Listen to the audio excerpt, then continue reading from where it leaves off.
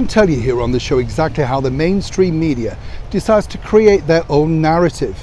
And this particular story really highlights the fact just how they decide the image and the truth that they want you to see. And as ever, let me explain. Hi, good morning, Neil Sean here in the very heart of London. We tell you on the show how it's interesting with the mainstream media. It doesn't matter what story that you want to know, they shape the story to suit their own narrative. And this particular story itself is rather alarming because it centres upon two people within the Labour Party. Well, one who's still very active, Yvette Cooper, and her husband who decided to quit the Labour Party and become a television personality. First appearing on Strictly Come Dancing and then of course popping up on any reality show that will book him to pay him. He's currently the face of Walker's Crisps alongside the Match of the Day presenter Gary Lineker. And as you can see from this picture, Yvette Cooper is very vocal about what she wants to do with her political stance. But it was their son earlier this week popping up at a university to try and throw off a visiting Conservative minister with his talk about trans activism and then shouts outside of Tory scum. That really hit the headlines, as you could naturally imagine. Now what's interesting here is, well, the story made front pages and was, debated on TV and radio.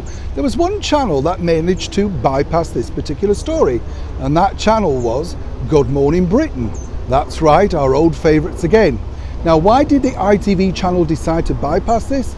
Well, it's quite simple. On occasion, they have Head Balls, the father of this particular gentleman, as a guest host. And of course, it didn't suit their narrative to bring it up and obviously have it debated. And this is where the mainstream media are truly losing out because, as we've told you before, the ratings for Good Morning Britain are simply way down. In fact, I'd be very concerned if I was advertising with them. Now moving forward, and we have to say as ever, allegedly, they are looking at ways to try and recoup some of their massive losses of viewers. But really what's going to harm them is the fact that it's clearly selective about exactly who and what they want to discuss with you. They're quite happy to spend 30 minutes discussing cake at Downing Street or any other narrative that suits theirs. But of course, when it's real breaking news, particularly one featuring one of their own guest presenters, then guess what? They don't have the time or the space. So do you understand now how the mainstream media works here in the United Kingdom and possibly all the same around the world? That's why millions of people are simply tuning away and looking for new directives and new people that they can simply find the truth from. Now, as I've told you before here on the show, I like to remain impartial. I present both sides. We contacted Good Morning Britain, but nobody got back. And we contacted the office of Yvette Cooper and nobody got back. No surprise there. So of course, that leaves me free to explain both sides of the story for you.